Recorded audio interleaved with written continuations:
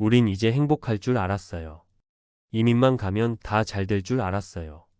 60대 초반의 이 부부가 내게 털어놓은 첫마디는 너무나 담담했지만 곱씹을수록 무거웠습니다. 당신도 이런 생각 해보셨을 겁니다.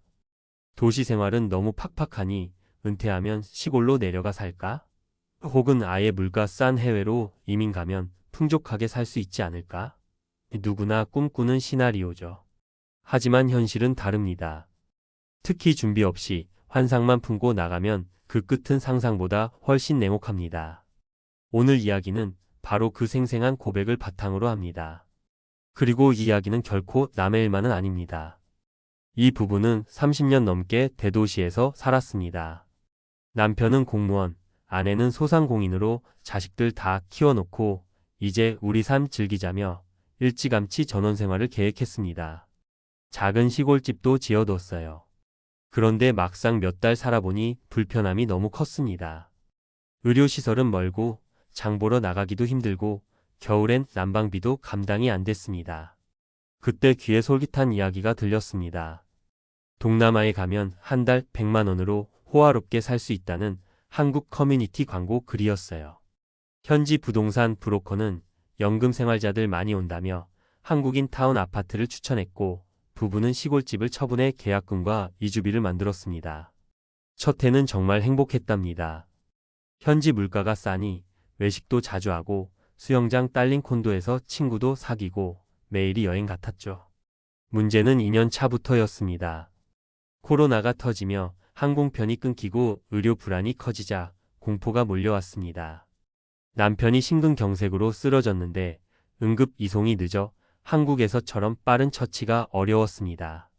이후에도 약값과 치료비는 비보험 외국인 기준으로 눈덩이처럼 불어났습니다. 결국 가진 돈을 다 쓰고 한국으로 돌아왔을 때 전원주택은 이미 없었습니다. 한국에선 살 집이 없어 월세로 전전하며 남은 연금으로 근근히 사는 처지가 되었죠. 이건 단순한 한 가정의 실패담이 아닙니다. 두 번째 사례는 60대 중반 부부가 선택한 남미 이민입니다. 한국 언론에서 연금만으로 살 수 있다고 소개된 도시를 보고 갔습니다. 정말 한 달 80만 원이면 살 수는 있었지만 안전 문제가 심각했습니다. 한밤중에 도둑이 들어 칼을 들이대며 돈을 빼앗아 갔고 그 충격으로 아내는 불면증과 공황장애를 앓게 되었습니다. 한국어가 통하는 병원은커녕 범죄 신고도 마음대로 못했습니다. 또 귀국하고 싶어도 재정이 바닥나 비행기표 살 돈이 부족해 결국 자식에게 손을 벌렸습니다. 자존심 상해 자식과의 관계도 틀어지고 말았죠. 세 번째 사례는 좀 다른 케이스입니다. 60대 초반에 아예 조기 은퇴해 유럽으로 이주한 부부입니다. 그들은 도시 생활의 스트레스를 피하고 싶어 했습니다. 연금과 모아둔 돈을 합치면 2억 정도 있어 10년은 문제 없다고 계산했습니다. 문제는 환율과 물가 상승이었습니다. 특히 유럽 물가가 급등하면서 예상 생활비가 1.5배로 불어났습니다. 거기에 현지어가 안 통해 공공서비스 신청도 못하고 작은 서류 하나 떼려면 유료 통역을 써야 했습니다. 이 부부는 결국 5년 만에 돌아왔습니다. 돌아오니 집도 없고 나이 때문에 재취업도 힘들어졌습니다. 자식에게 민폐 끼치기 싫어 반지하 월세를 구했습니다. 이 세 사례의 공통점이 보이시나요? 첫째, 이민이 해법이라는 환상입니다. 한국이 너무 비싸고 힘들어 보여도 해외라고 무조건 싸고 편한 건 아닙니다. 물가가 오르면 더 큰 타격을 받고 외국인 신분은 언제나 불안합니다. 둘째, 의료와 안전이 핵심 변수입니다. 나이 들수록 건강이 제일 중요합니다. 아무리 싸게 살아도 급성 질환이나 범죄의 위험이 크면 돈이 아니라 생명이 문제입니다. 셋째, 되돌아올 자리 문제입니다. 한국에서의 집이나 기반을 다 정리하고 나가면 돌아올 선택지가 없어집니다. 집값이 오르면 다시 정착 비용이 훨씬 커집니다. 그럼 어떻게 준비해야 할까요?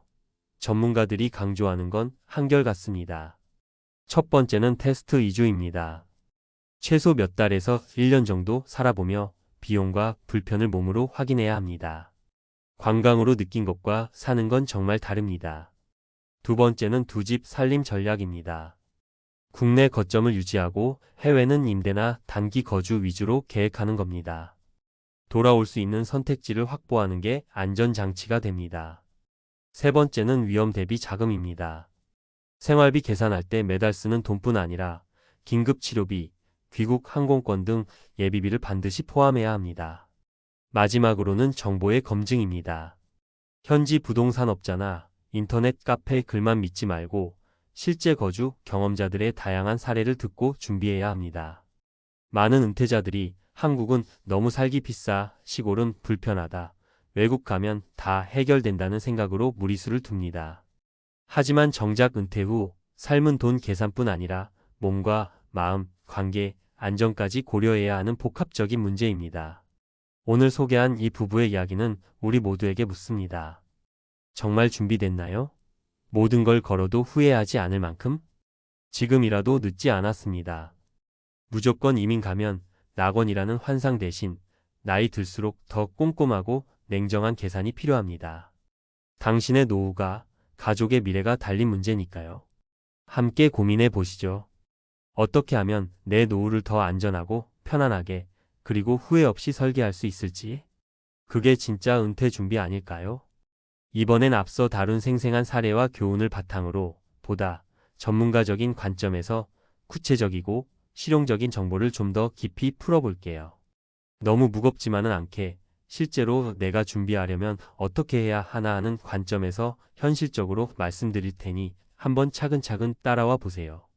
우선 가장 먼저 짚어야 할 건 생활비 착시 문제예요. 많은 분들이 해외 이민을 결심할 때 가장 크게 기대하는 게 물가가 싸다는 거죠. 실제로 몇몇 동남아 국가나 남미 국가, 심지어 동유럽 일부 지역은 한국보다 소비자 물가가 3050% 저렴한 곳이 분명히 있습니다. 그런데 이게 함정이에요. 한국에서 은퇴 설계할 때는 월 20만 300만 원 쓰던 분들이 동남아 가면 100만 원이면 된다더라 하고 계획을 세워요. 문제는 고정 지출 외에 한국에서 쓰지 않던 비용이 생긴다는 점입니다. 예를 들어 외국인 보험 가입이 안 되면 병원비가 510배 더 나올 수 있어요. 제가 컨설팅했던 한 분은 태국에서 살며 작은 수술 한번 받는데 400만 원이 들었습니다. 한국이면 2030만 원이면 끝났을 겁니다. 이런 비용을 내 생활비에 넣지 않고 계획했다가 낭패를 봐요. 또 다른 착시는 환율 리스크입니다. 코로나 시기에도 환율이 1020% 요동쳤죠. 물가가 오르지 않아도 환율이 올라서 생활비가 20% 늘어나 버리는 건 굉장히 흔합니다. 그래서 전문가들이 권하는 팁이 있어요. 무조건 3중 계산을 하라는 겁니다. 현재 환율 기준 예상 생활비, 환율이 20% 상승했을 때 예상 생활비, 긴급 의료비를 포함한 연간 예비비. 실제로 제가 본 성공적인 은퇴 이민 사례는 이렇게 계산했습니다. 태국 이민자 부부가 월 150만 원이면 살 수 있다는 말만 믿지 않고 환율이 오를 경우 월 18만 200만 원까지도 가능해야 한다고 계획했어요. 그리고 의료비로 연간 최소 500만 원은 별도로 마련했습니다. 또 한 가지 핵심 문제는 의료 접근성이에요. 앞서 사례에서 보셨죠? 심근경색이나 뇌졸중처럼 분 단위로 처치가 필요한 병은 동남아, 시골이나 남미 소도시에서 대응이 사실상 불가능합니다. 그래서 전문가들은 최소한 대도시 거주를 권합니다. 물론 대도시는 물가가 올라가지만 의료 인프라는 훨씬 낫습니다. 특히 한국인 의사나 통역 지원 클리닉이 있는지까지 확인해야 합니다. 이 부분에서 현지 커뮤니티를 맹신하면 안 됩니다. 커뮤니티는 대개 성공 사례만 부풀려서 공유해요. 실패 사례는 쑥 들어가 버리죠. 그래서 전문가, 상담이나 실제 거주자, 인터뷰를 최소 5명 이상 들어보길 권해요. 다음은 주거 전략입니다. 가장 위험한 게 올인 이주예요. 한국 집 팔아서 외국 부동산 사버리면 돌아오고 싶을 때 선택지가 사라집니다. 실제로 한국 집값이 5년 사이 2배 오르는 사이에 해외 부동산은 팔리지도 않아서 낭패 본 사례가 아주 많습니다. 그래서 현실적인 전문가 권고는 한국 거점 유지하기예요. 완전히 팔지 말고 전세를 주든 월세를 주든 한국에 최소한의 발판은 남겨두라는 거죠. 한 컨설팅 사례를 소개할게요. 60대 부부가 필리핀으로 가며 한국 아파트를 전세주고 거기서 월세 수입으로 생활비 일부를 충당했습니다. 필리핀 생활비가 올라가자 한국 집 전세금을 월세로 돌려서 추가 수입을 만들었어요. 덕분에 8년째 안정적으로 살고 있습니다. 또 하나 중요한 건 테스트 이주예요. 은퇴하고 바로 짐 싸서 영주권, 비자 다 바꿔서 이사 가는 건 너무 위험해요.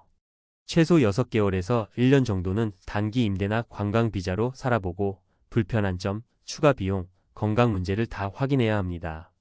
예를 들어 베트남에서 은퇴 생활 하겠다던 한 분은 3개월 살다 돌아왔습니다. 음식이 입에 안 맞아 위염이 심해졌고 미세먼지가 한국보다 심한 계절이 있다는 걸 몰랐던 거죠. 만약 시골집 다 팔고 갔으면 완전히 망할 뻔했습니다. 그리고 가장 간과하는 게 사회적 관계예요. 많은 분이 외국 가면 한국인 커뮤니티가 있으니 외롭지 않다는데 실제론 다툼도 많고 갈등도 적잖아요. 언어가 안 통해서 현지 사회에 못 섞이는 것도 스트레스가 큽니다. 한국에선 친구, 자식, 이웃이 다 있으니 무료로 어떤 심리적 안정이 해외에선 전부 사라집니다. 이 부분도 잘 고려해야 해요. 마지막으로 전문가들이 늘 강조하는 팁 하나. 귀국 자금 따로 묶어두기입니다. 돌아오고 싶을 때 항공권은 물론 초기 월세 보증금, 생활 자금까지 다 계산해서 분리해 두세요. 그게 안전장치입니다. 요약하자면 은퇴 이민은 절대 값싼 천국이 아닙니다. 나이 들수록 더 보수적이고 꼼꼼한 계획이 필요합니다. 환율, 의료, 안전 리스크, 되돌아올 발판 유지, 테스트 이주, 귀국 자금 확보. 이 4가지가 준비되면 해외 생활이 훨씬 현실적이고 안전해집니다. 혹시 지금 이민이나 해외 은퇴를 고민하고 계신가요? 괜찮습니다. 꿈꾸셔도 좋아요. 하지만 부디 낭만이 아니라 계산을 먼저 해보세요. 은퇴 후엔 실수 한 번이 평생을 바꿀 수 있으니까요. 여러분의 노후가 후회 없는 선택으로 채워지길 진심으로 바랍니다.